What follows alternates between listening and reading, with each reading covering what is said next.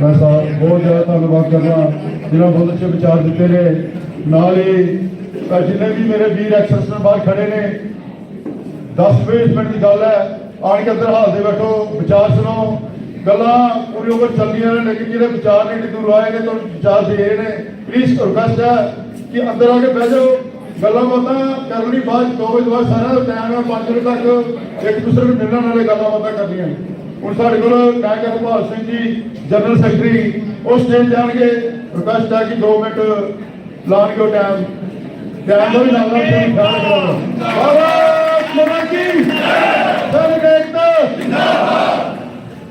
अभी नहीं तो कभी नहीं, अभी नहीं तो कभी नहीं।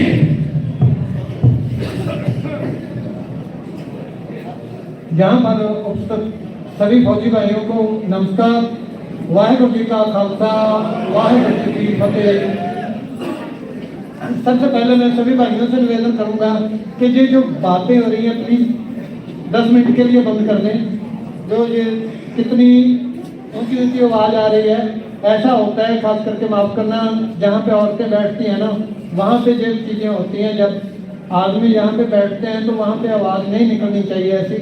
और खास करके जब हम घरों में से निकल के जहाँ तक आए हैं बारिश के मौसम में, और तब भी हम जहाँ पे बात जिसके लिए आए हैं, जिस संघर्ष के लिए हम जहाँ पे उपस्थित हुए हैं, उसकी बात छोड़ करके हम आपस में मुंह लगा करके एक दूसरे से बात करेंगे तो बिल्कुल ही वो अच्छा नहीं लगता है। और कहीं पे भी किसी भी मीटिंग में, किसी भी यूनियन की मीटिंग में आपको ये डिसिप्लिन देखने को नहीं मिलेगा।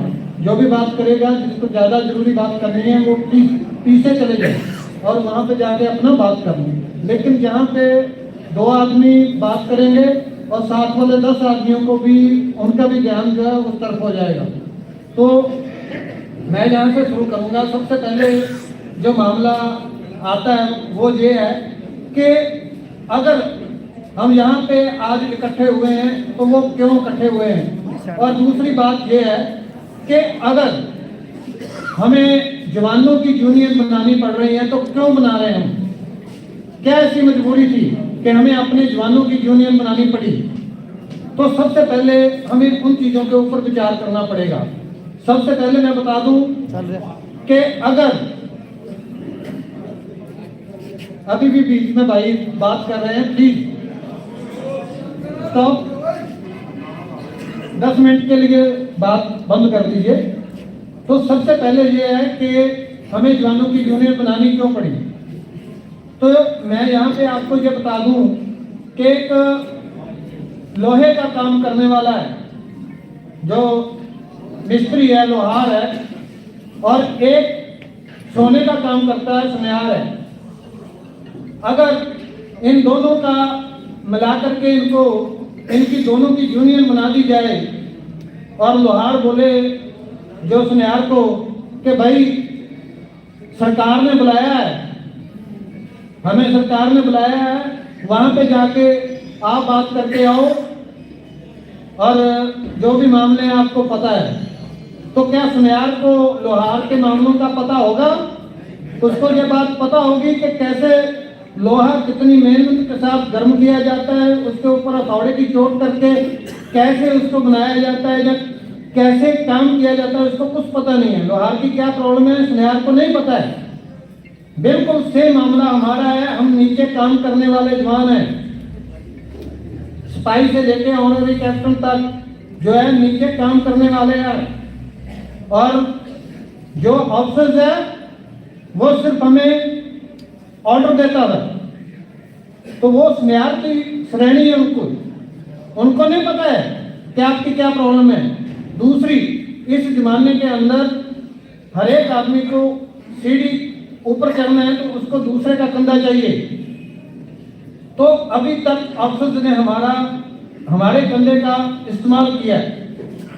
आप सिविल, जितने सिविल डिपार्टमेंट हैं, देखिए हम फौज में, सेना में नौकरी किया हमने, वहां पे जब तक हम सेना में थे तो वहां पे आर्मी रूल्स में किया हमने। हमें हमारी कुछ मजबूरियां रही होंगी कि हम नहीं बोल सकते वहां पे, जहाँ नहीं तो ऐसा काम कर सकते कि जिससे किसी को पता चले।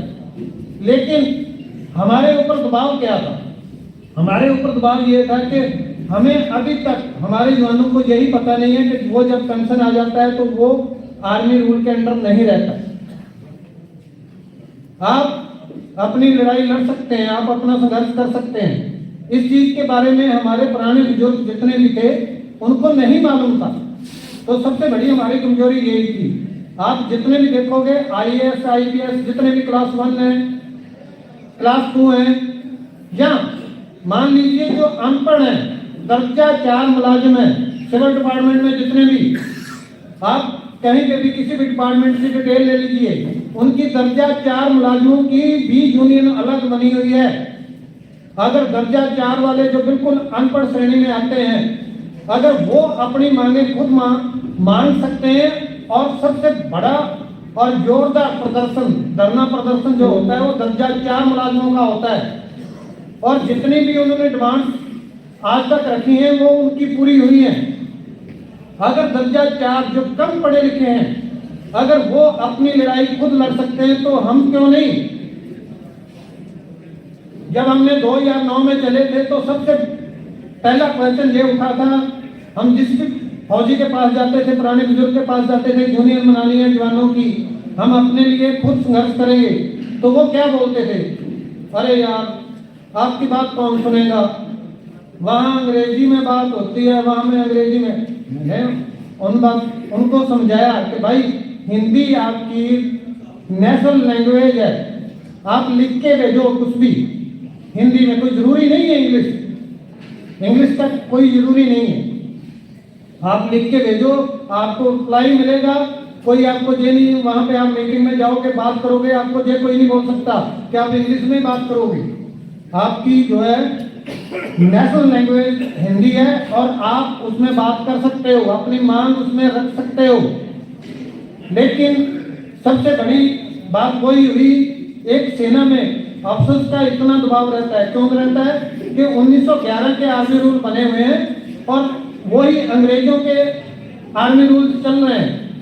सबसे पहले तो ये पता होना चाहिए कि जब वह अंग्रेजों की सेना थी तो उसमें 2 रूल्स होते थे। एक होता था इंडियन आर्मी रूल्स जो हमारे गुलामों के लिए बनाए गए थे, एक थे ब्रिटिश आर्मी रूल जो उनके अंग्रेज फौजी थे उनके लिए बने हुए थे। लेकिन अफसोस कि भारतीय सरकार ने अंग्रेजों के भारत छोड़ने के बाद भी कम से कम अब ब्रिटिश आर्मी रूल ही लागू कर देते। आप देखो आज यूके में बात करो कहीं, वहां का जो है आप आर्मी रूल्स पढ़िए, उन्होंने पूरा ब्रिटिश आर्मी रूल थे, जब हम गुलाम थे तब उनके जो रूल्स थे वो भी पूरे चेंज कर दिए। लेकिन हमारे यहाँ पे इंडिया में वही 1911 वाले आर्मी रूल्स चल रहे हैं जो अंग्रेजों ने गुलामों के लिए बनाए थे। क्योंकि जो जवान थे वो हमारे इंडियन होते थे तो ऑफिसर्स जो थे मैक्सिमम अंग्रेज थे, तो इसलिए जो है वो आर्मी रूल इस हिसाब से बनाए गए थे कि हमारे यहाँ पे कोई बगावत नहीं हो और ज्यादा से ज्यादा इनको दबा के रखा जाए। वही आर्मी रूल आज चल रहे हैं। अगर हम दर्जा 4 मुलाजिम अपनी मांगे रख के वो अपनी मांग मनवा सकते हैं तो हमें क्या, क्यों नहीं हम कर सकते। हम ज्यादा हमने संघर्ष किया है जिंदगी में। आप 15 साल मान लो सर्विस करते हैं तो 15 साल आपकी जीवन पूरा वो संघर्ष में निकला है। 15 साल आसान नहीं होता है, घर से दूर जाकर के वहां पे इतना मुश्किल ड्यूटी करना कोई आसान काम नहीं है। तो हम ज्यादा मजबूत थे, लेकिन अफसोस हम पीछे रह गए और हम अपनी यूनियन नहीं बना पाए और जिसका फायदा अफसोस ने लिया। और यहाँ पे मैं आपको यही बता दूं, इंडियन एक्स सर्विसमैन लीग और मूवमेंट दो तो आपको सभी जानते होंगे। एक कभी नेट के ऊपर जाना है, एक तीसरी यूनियन इनकी ऑफिस की है। उस यूनियन का काम क्या है, उसमें सभी ऑफिस मेंबर होते हैं और ये फंड देते हैं। जितने भी केस लड़े जाते हैं वो ऑफिस की उस यूनियन के द्वारा लड़ा जाता है। उसमें किसी जवान को मेंबर नहीं बनाया जाता है, वो ओनली ऑफिसर है आर्मी ऑफिसर के लिए, और उसमें पूरे ऑफिस फंड देते हैं और उसी फंड से जो है वो केस लड़े जाते हैं ऑफिसर्स के लिए। ऐसा कोई प्रबंध नहीं था जो जवानों के लिए हो, तो इस हिसाब से आपको नीचे उन्होंने गिराया। उसके बाद इसका नुकसान क्या हुआ? नुकसान तो यही है हर एक जगह पे उन्होंने, मैंने जैसे बोला कि लोहार और सुनियार दोनों जो है एक यूनियन बना लेगा। सुनियार लोहार की बात थोड़ी करेगा, वो तो अपनी बात बताएगा उनको कि सोने पे टैक्स नहीं लगना चाहिए, ये नहीं होना चाहिए, वो नहीं होना चाहिए। वही काम हुआ हमारे साथ। अफसर हमेशा अपनी बात रखते गए। आज भी हम जब लेटर डालते हैं किसी मामले को लेकर के, तो वही हमें एक ही जवाब आता है कि जो आपको पता है इस समय जो लास्ट आपकी बेस को होती है उसका 50% आपको जो है बेस पेंशन दिया जाता है। तो सरकार का रिप्लाई ये कि आता है कि लास्ट बेसिस का अफसर को भी दिया जाता है, लास्ट बेसिस का जवान को भी दिया जाता है। लेकिन आप कभी ये देखो कि 2006 से 2016 के बीच में अफसर की कितनी बेस बढ़ी और कितनी बार बढ़ी, वो कोई बात नहीं करेगा। मान लीजिए जैसे पहले भी बात हुई है, जहां पे अभी मैं बात करूंगा, हम अपनी माताओं की बात करेंगे, विधवा बहनों की बात करेंगे। तो 2006 में उस टाइम पे जो मिनिमम विडो पेंशन की, विधवा पेंशन थी, वो जवान की विधवा की 3500 और अफसर की 5880। और आज के दिन में 2016 में कितनी हुई है? जवान की विधवा की जो पेंशन है वो कितनी है? 9000 से शुरू होती है, 9000 पैसे। और अफसर की कितनी शुरू होती है? 72,000 से शुरू होती है। जो 5880 थी वो 72,000 से आज शुरू होती है, और जो 3500 वाली थी उसकी 9000 से शुरू होती है। तो इससे बड़ी एग्जांपल आपको क्या मिल सकती है? वही हालत आपकी पेंशन का है। डिसेबिलिटी पेंशन, डिसेबिलिटी पेंशन आप सभी कंट्रियों का डाटा खंगालिए, वहां पे आप देखिए, अमेरिका, कनाडा, यूरोप के सभी आप जगह पर देखिए उनका डाटा। वहां पे डिसेबिलिटी पेंशन किस हिसाब से दी जाती है आपको पता है? अगर मैं अफसर हूं और ये सर जो है जवान है, और अगर इनका जो है वो डिसेबिलिटी हो जाती है, इनकी 60% है और मेरी 30% है, तो मुझे इनका आधा मिलेगा, चाहे मैं अफसर हूं। उनका कोई सर्विस के लेंथ नहीं देखी जाती। अभी मान लीजिए एग्जांपल देता हूं आपको, हमारा एक सिपाही जो है वो ट्रेनिंग करके आया, फील्ड में उसकी यूनिट है जहाँ पे JNK में बहुत सारे हमारे जवान शहीद होते हैं, और 2-3 साल सर्विस के अंदर भी बहुत सारे, उसका आप कभी, क्योंकि बहुत सारे हमारे भाइयों का ध्यान इस तरफ नहीं जाता है, तो मैं आपको बताता हूँ उसकी चीज क्या होता है कि यहाँ पे ये नहीं होता है कि वो शहीद हो गया तो उसको क्या देना है, उसका क्या देखा जाता है? 3 साल की नौकरी है, तो 3 साल नौकरी का जो है उसका बेसिक कितना है वही उसको मिलेगा। अगर अफसर शहीद हुआ तो उसको उसका बेसिक मिलेगा। तो मतलब अगर एक जवान शहीद होता है तो उसका जो है उनका एक एवरेज निकाल के रखना चाहिए, कम से कम 20 साल सर्विस का। शहीद हुआ है वो देश के लिए शहीद हुआ है, उसका परिवार को उसका कितना सदमा है, क्या कितना दुख है, वो तो उसका परिवार जानता है। तो कम से कम 20 साल का बेनिफिट देना चाहिए। सभी देशों में ऐसे ही होता है। तो वैसे ही डिसेबिलिटी के अंदर क्या है कि मेरी बेसिक का मुझे कितना परसेंट मिलेगा? अगर मैं नॉर्मल हूं तो 30%।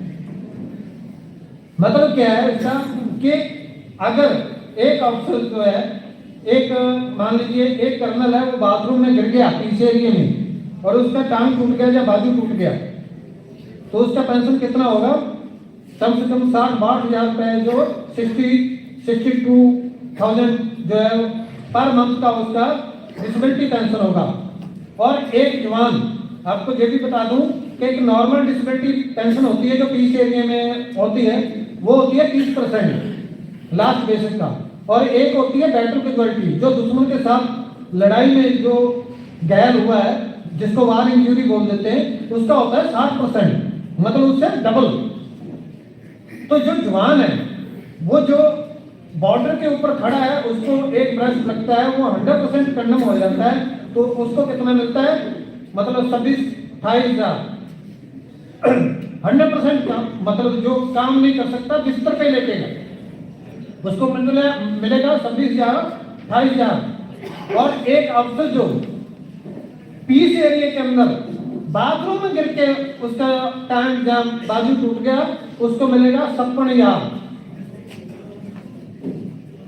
और एक दुश्मन के साथ यार लड़ रहा है, उसको इतना और उसको उतना। आप देखिए दूसरे देशों का डाटा निकालिए, वहां पे भी तो सेना है, वहां पे क्या है, वो लोग डिसेबिलिटी देखते हैं कि हमारे लिए, हमारे देश के लिए, चाहे वो पीस एरिया में काम करते हुए उसका डिसेबिलिटी हुआ है, चाहे वो दुश्मन के साथ हुआ है, तो उनका भी डिसेबिलिटी दो ही है, एक पीस का और एक बैटल का। लेकिन दोनों जगह पे उनका जो है परसेंटेज के आधार पे जो है वो डिसेबिलिटी पेंशन दिया जाता है। लेकिन हमारे यहाँ पे अजीब किस्म की है कि जवान को जो है वो इस टाइम पे बैटल का 18,000 रुपये है, और इनका जो है तकरीबन औसत का इस समय पे 3 लाख के तकरीबन। तो क्या लगता है ये चीजें जायज है? और बॉडी, ये तो बॉडी जो है वो एक बॉडी तो सभी के लिए एक जैसी है। अगर दोनों हाथ कट गए तो ऑक्सीजन भी खाना नहीं खा सकता, तो जवान को कौन से नहर लग जाएंगे कि उसको इतना कम दे रहे हो? वो तो बेचारा किसी के ऊपर डिपेंड है ना, वो भी तो वैसे ही खाएगा। तो ये हो गया, ऐसे ही भेदभाव शुरू हुआ।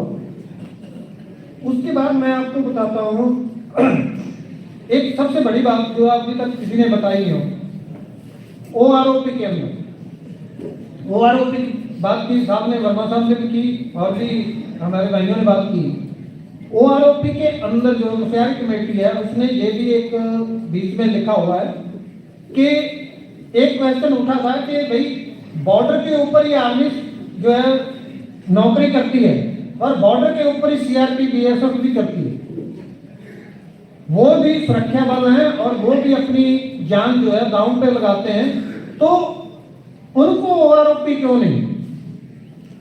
तो कुशयारी कमेटी ने खुद ही ये बात लिखी हुई है कि क्योंकि जो अर्धसैनिक बल है, पैरामिलिट्री फोर्सेस है, वो 58 से 60 साल की उम्र तक जो है सर्विस करते हैं, इसलिए OROP उनको लागू नहीं होना चाहिए। और जो जवान है, जो आर्मी का जवान है, उसको जो है वो 32 से 40 साल की सर्विस के अंदर निकाल दिया जाता है।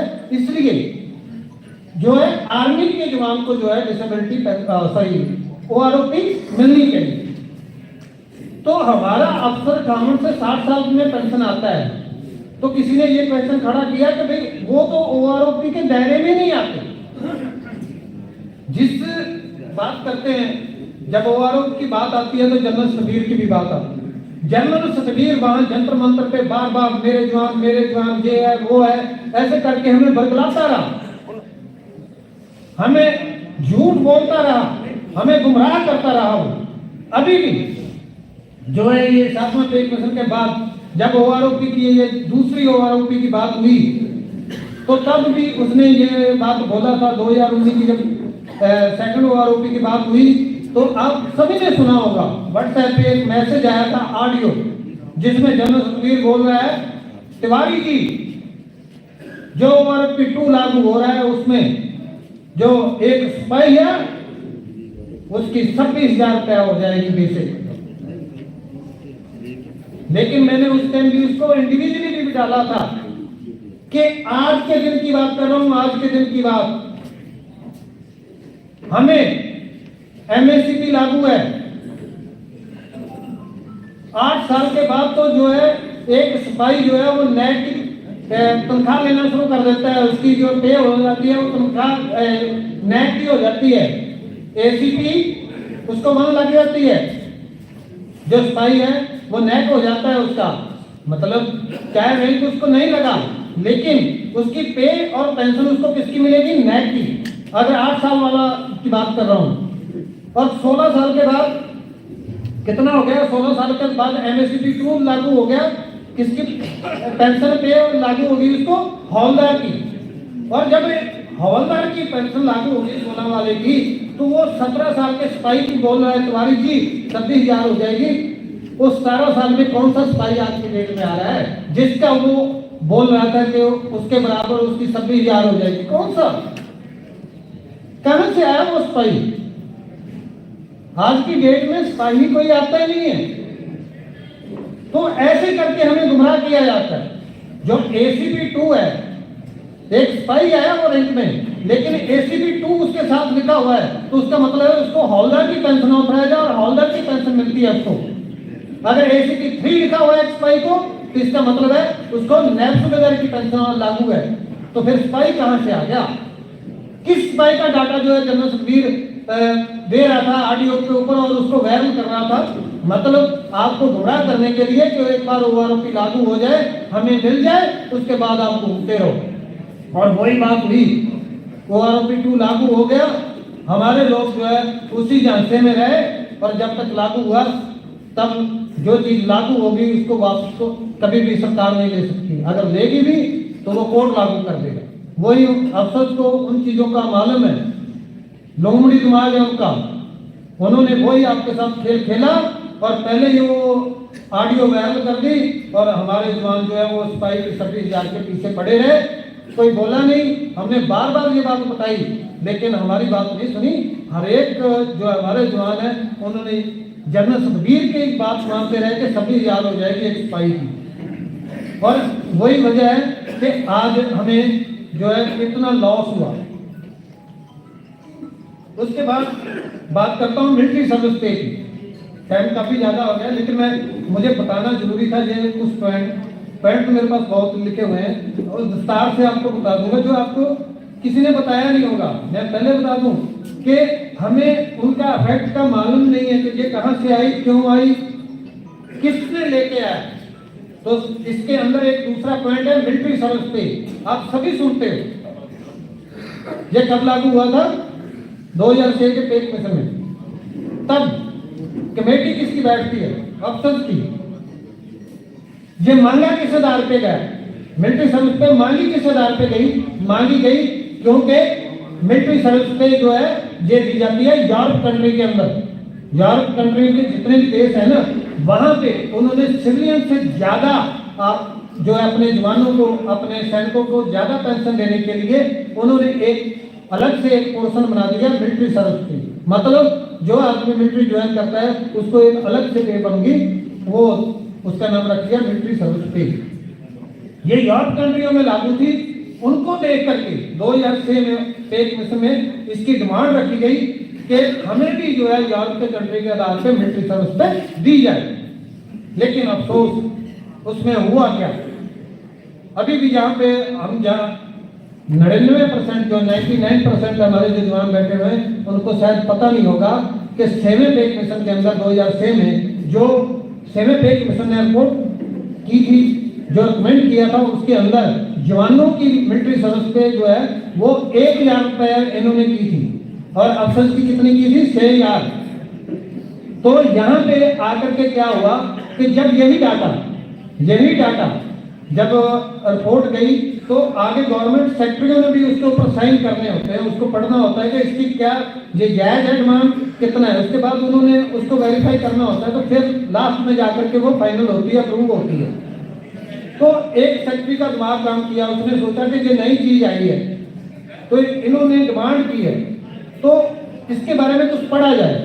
उसने यूरोप कंट्री की जो है वो डाटा उसका निकाला और उसको पढ़ना शुरू किया। जब डाटा निकाल करके उसको पढ़ना शुरू किया तो वो हैरान रह गया कि वहां पे जिस यूरोप कंट्री के आधार पे जो मिलिट्री सर्विस पे मांग रहे हैं वहां पे तो जवान अफसर की इक्वल है, एक बराबर है उनकी मिलिट्री सर्विस पे। तो ये एक तरफ 1,000 लिख रहे हैं और दूसरी तरफ 6,000 लिख रहे हैं। उसने क्या किया, उसके ऊपर क्रॉस लगा करके वापस कर दिया कि अगर आप मिलिट्री सर्विस पे मांगना चाहते हो, आप रिकमेंड करना चाहते हो इसको कि भी ये इसके ऊपर देखा जाए, तो आप जो यूरोप कंट्री के जिसके आधार पे आप कुछ मांग रहे हो उसके हिसाब से मांगिए। जितनी भी मांगनी है इक्वल होनी चाहिए, एक बराबर होनी चाहिए वो अफसर जवान की। वो वापस आया, लेकिन हमारी सरकार जो है हमेशा आपको पता है अफसर के दबाव में रहती है।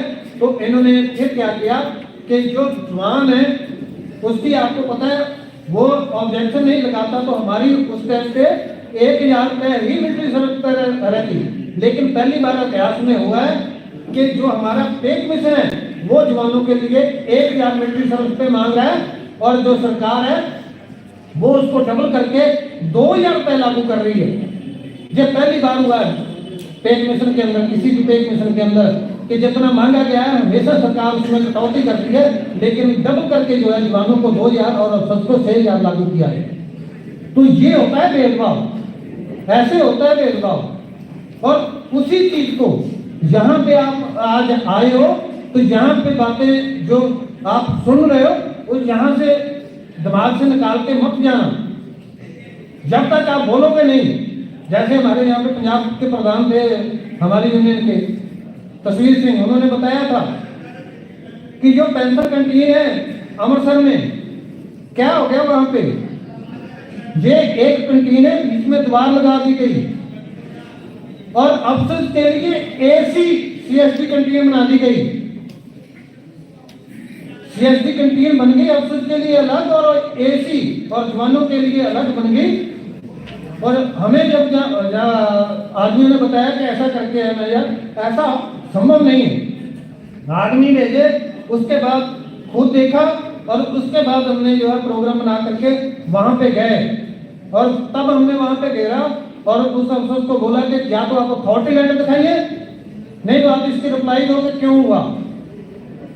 वो बोला कि हमें मौखिक ऑर्डर हैं, जे स्टेशन हेडक्वार्टर के ऑर्डर मानने पड़ते हैं, ये है। मैंने बोला स्टेशन हेडक्वार्टर के ऑर्डर दिखाओ, अगर दिया है उसने कोई रिटर्न ऑर्डर दिया होगा वो दिखाओ हमें, किस आधार पे ये दूसरी अलग से बनी।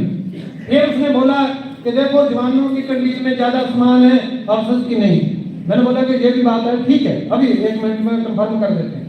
उसी टाइम 2 आदमी भेजे, ऑफिस की कैंटीन चेक की, जवानों की कैंटीन चेक की। जवानों की कैंटीन में आधा भी सामान नहीं था और अफसर की कैंटीन में हर एक सामान मौजूद था जो हमें डेली की जरूरत होती है जिस सामान की।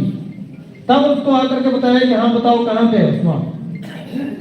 फिर उसको हमने जो है वो 1 हफ्ते का टाइम दिया, मांग पत्र लिख के, और साथ में उसको चैलेंज किया कि अगर आप मानते हो कि हम अफसर हैं, हमारे में पावर है, तो आप मत करना, आप मत ये इस द्वार को गिराना, अपना अलग रहने देना कैंटीन। फिर हम देखेंगे कि हमारा पावर क्या है और आपका पावर क्या है। हम आपको चैलेंज करते हैं, आपके अगर प्लस नहीं कर रहे हैं। मांग पत्र दे के आए, 2 दिन निकला और तीसरे दिन वहां पे द्वार मौजूद नहीं थी जो आदमी गए। वो आप भी आज भी चले जाओ वहां पे पेंशन कैंटीन अमृतसर में एक ही कैंटीन है, वो ECHS में वहां पे लिखा हुआ था, हमारे तरुणताज अमृतसर में लिखा हुआ था वहां पे अफसर जो है वो ओनली फॉर अफसर। वो सीधा ही जाकर के पर्ची कटवाते थे। उसको कर्नल को वहां पे जो है तरुणताज और अमृतसर वाले को घेरा जाकर के कि भाई अथॉरिटी दे किस आधार पे लगाया है, ये किस आधार पे लिखा है। ECHS में है वार डिसेबल और 70 साल से ऊपर वाले, उनको प्रायोरिटी है, हमें कोई ऑब्जेक्शन नहीं। ये अफसर वाली कहानी कहां पे लिखी है उसका लेटर दो। पहले तो बहसबाजी हुई उनके साथ, फिर बोला कि जब उन्होंने देखा कि हम फंस रहे हैं, तो आपको पता है ये गिरगिट की तरह रंग 1 मिनट में बदल लेते हैं। उसी टाइम आदमियों को भेजा और उसी टाइम पे उतरवाया। आज तक वहां पे जाकर के चेक कर लेना, कभी कहीं पे लिखा नहीं होगा अफसर जोन में। जब तक आप अपना हक मांगोगे नहीं, जब तक आप खड़े नहीं होगे, तो कैसे होगा। ECHS में है, कोई गलत चीज दिखाई देती है, 10-20 आदमी इकट्ठे होकर के कर दो गेट बंद। हमारा ये इतिहास रहा है, हमने जब से साबका सैनिक संघर्ष कमेटी यूनियन बनाई थी, हमने बैंकों की जोन ब्रांचों को अंदर जाकर के जो हमारे गार्ड रखे हुए थे जवान, उनको निजायज करते थे। वो 1-2 साल के बाद ही उनको निकाल के नए भर्ती करके उनसे पैसा लेते थे। वो हमने वहां पे जाकर के संगल लगा करके ताले लगा दिए पक्के कि रहो आप अंदर ही, और पुलिस को बोला जो करना है आप कर लो, बैठे हम जहां लाठी चार्ज करना है कर लो, गोली चलानी है चला लो, लेकिन ये तब तक नहीं बढ़ेगा जब तक मामला हल नहीं होगा। और माफी मांग करके उन्होंने आज तक वही आदमी हमारे ड्यूटी कर रहे हैं। अगर वहां पे जो है आप देख लेना कभी, यहाँ पे तरुणताज अमृतसर जहाँ फिर लुधियाना में हुआ था, तो लुधियाना ब्रांच को हमने वो पूरा दिन हमें बेवकूफ समझते रहे जब जोन ब्रांच को हमने वहां पे धरना लगा दिया लेकिन लॉक नहीं किया, वो हमें बेवकूफ समझते रहे कि फौजी हैं, हम धीरे धीरे करके निकल जाएंगे। जैसे 5 बजने से 5 मिनट पहले डीएसपी अंदर, 2 एसडीएम अंदर, एसएचओ अंदर, बाकी सभी अंदर, तब हमने ताला लिया और गेट से लगा के ताला मार दिया ना। जैसे ताला लग गया, जोन मैनेजर अपने आप रोने लग गया, यार हमने जाना है। एक लड़की थी उसमें वहां पे स्टाफ में, हमने उसको निकाल करके बाकी फिर ताला मार दिया कि भाई अभी आप भी यहीं पे, हम भी यहीं पे हैं, अब देखते हैं आप जो करना कर लो। 1 घंटे के अंदर 5 बजे लॉक किया, 6 बजे फैसला आ गया, वो भी रिटर्न में दिल्ली से रिटर्न में ऑर्डर आ गया। ये होती है पावर, लेकिन आप लोगों को पावर यूज करनी है। जब तक हम उठेंगे नहीं, हम लड़ेंगे नहीं, तब तक आपको कुछ नहीं मिलने वाला। जब 2009 में मैं बोलता था अफसर के खिलाफ, तो बहुत सारी धमकियां भी आती थी, बहुत सारी धमकियां आती थी, बहुत सारे, ऐसा नहीं है। और कोशिश भी की गई, क्योंकि एक्चुअली में क्या था, हमारे इन्फेंट्री ऑफिसर्स हैं, उनको खुद भी पता नहीं है कि हमारी पावर क्या है। मेरे यहाँ पे कर्मकांड और अमृतसर में मेरी पेंशन और ईसीएस फैसिलिटी बंद करवाने के लिए लेटर भी लिखे गए डीसी को, मुख्यमंत्री पंजाब को, डिफेंस मिनिस्टर को, सभी जगह पे लिखा गया कि इसकी पेंशन बंद की जाए, ईसीएस कार्ड इसके बंद किए जाएं, कि ये लोगों को भड़का रहा है और सरकारी काम में अड़चन डाल रहा है जहां हमें काम नहीं करने दे रहा है। लास्ट में कुछ नहीं हुआ और हमने उनके 1-2 घपले पकड़ रखे थे। हमने बोला कि आप कहाँ भागोगे। उसके बाद माफी मांग करके उन्होंने स्वीकार किया और आज तक वो कभी हम अगर वहां पे जाकर के कोई चीज बोल देते हैं ना, तो कभी इनकार नहीं करते, एकदम से उसी टाइम बोल देते हैं कि ठीक है सर, जैसा आप बोल रहे हैं। देखो, मैं नेट पेंशन आया 15 साल में, मैं एक जवान हूँ, और जब हम जाते हैं तो सर करके बोलते हैं, लेकिन मैं वही बोलता हूँ, आपकी पावर बहुत बड़ी है, आप अपनी पावर को पहचानिए। हम लोग बिल्कुल अपने आप को एक सिविलियन से भी ज्ञान गुजरा समझ रहे हैं, यही हमारी कमी है। अपनी अहमियत को समझिए। हमारे ऊपर लाठी चार्ज करना, हमारे ऊपर जोर जबरदस्ती करना सरकार के बस की बात नहीं है। और हमने कोशिश की है, मैं खुद बोलता रहा हूँ, शंभू रेलवे स्टेशन पे भी मैंने लास्ट में बोला था जब पुलिस वहां पे आई थी कि आपका वेलकम है, धन्यवाद है, हम आपके ऊपर हाथ नहीं उठाएंगे, हम कोई आपको पत्थर नहीं मारेंगे, हम आराम से आपसे जितना भी आपको लाठीचार्ज करना है हम भागेंगे भी नहीं, आप मारो हम खाएंगे। और मैंने उनको साथ में अपने लोगों को ये भी मोटिवेट किया था कि जब तक वो आप आज तक का इतिहास अपना इंडिया के अंदर देख लो, अगर किसी को हो, हमेशा वही लोग जीते हैं जिनके ऊपर लाठीचार्ज हुआ है, वही संघर्ष कामयाब हुआ है जिसके ऊपर सरकार ने जोर जबरदस्ती की है। इनकलाब जिंदाबाद, इनकलाब जिंदाबाद। तो इसलिए कि जब आप चलते हो तो इस बात को भी ध्यान में रखना कि हो सकता है लाठीचार्ज, तो लाठीचार्ज में इतनी कोई बड़ी बात नहीं है। हमारे जो देश आजाद करने वाले सूर में थे, वो फांसी पे भी हंस के चढ़े हैं, तो हम क्या 4 लठ नहीं खा सकते क्या?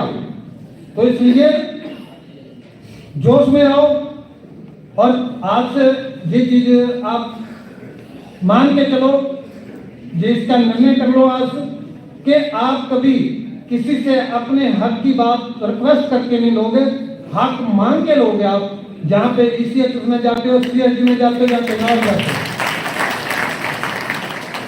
जब आप अपने हक से मांगोगे आपको मिलेगा, 100% मिलेगा। लेकिन आप अगर हम उसके लिए रिक्वेस्ट करेंगे तो हमेशा आपके ऊपर दबाव बढ़ेगा और हमारी जो है मांग जो है नहीं मानी जाएगी और जो हमारी फैसिलिटी है वो हमेशा कट होती रहेगी। अभी आपको पता है ना, सीएचजी के कैंटीन के थ्रू हमारी 2 गाड़ी हो गई। तो और भी आप देखो, जैसे वेटरन की रैलियां शुरू कर दी जहाँ आगे डिप के अंदर, कोर के अंदर, तो ये क्यों इतने सारे अंतर पहले क्यों नहीं आए, अभी क्यों आए? ये सब कुछ आपका जंतर मंतर करने की दबाव है सरकार के ऊपर। वो चाहते हैं कि यहाँ तक ना आए लोग, इसलिए कोई ना कोई प्रोग्राम अरेंज करके रखते हैं, आप लोगों को बुलाते हैं, फ्री की गाड़ी भेजते हैं, वहाँ का फ्री में वहाँ पे चाय पानी पिलाते हैं, वहाँ पे सम्मान का नाम कर देते हैं। सम्मान में वो क्या देंगे? मैं भी बैटल कैजुअलिटी वार इंजरी हूँ, हमारे आदमी जाते हैं जब वार इंजरी तो किसी को 2000 1500 2000 रुपये जो है लिफाफे में डाल के देते हैं, लेकिन मैं आज तक कभी नहीं गया, तो हम 15-2000 के भूखे नहीं हैं। पैसा हम कमा सकते हैं, खाना हम खा रहे हैं, हमें रिस्पेक्ट चाहिए। वहां पे जाकर के आप पीछे बैठा दोगे और कोई रिस्पेक्ट नहीं, वही जवानों वाली जो ऑन सर्विस वाली हालत होती है वही होती है जहां पे। तो अगर आप चाहते हो कि हमारा मान सम्मान हमें मिले तो आपको अपने स्टैंड लेना पड़ेगा और अपने हक के लिए जो है आपको उठना पड़ेगा।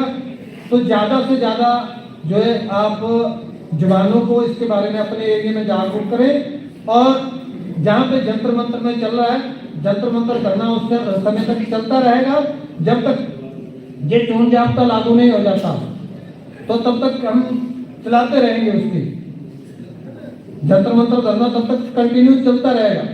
तो भाइयों ऐसा कोई जरूरी नहीं है कि आपको कोई बोले कि भाई आप जंतर मंतर पे जाओ तो तभी आप जाओगे। वो हमारा धरना प्रदर्शन है। जब किसानों का वहां पे चला था ना दिल्ली में, तो हम भी गांव के रहने वाले हैं, तो गांव में लोग बोलते थे हम माथा टेकने के लिए दिल्ली जा रहे हैं। वो उन्होंने एक कर्म भूमि बना ली थी एक, क्योंकि वहां से उनको जो मिलना था। तो हमारे लिए 1 साल हो गया, कुछ दिन रह गए हैं अभी 1 साल पूरा होने में, तो हमारे लिए वो कर्म भूमि है जंतर मंतर, जहां से हमारी आवाज उठ रही है। तो आप जैसे टाइम मिलता है, आपको ये नहीं है कि आपको कोई बोलेगा कि आप भाई वहां पे जाओ, आप अपनी खुशी से जब भी टाइम मिलता है 2 दिन 4 दिन 5 दिन जितने भी लगाने वहां पे जाइए, जरूर वहां पे अपना योगदान दीजिए। आपका जो योगदान जो है वो सदैव आने वाली पीढ़ियां याद रखेंगी। आज आपकी वजह से अगर कुछ बदली होता है तो ये इतिहास में लिखा जाएगा, आपको गर्व होगा।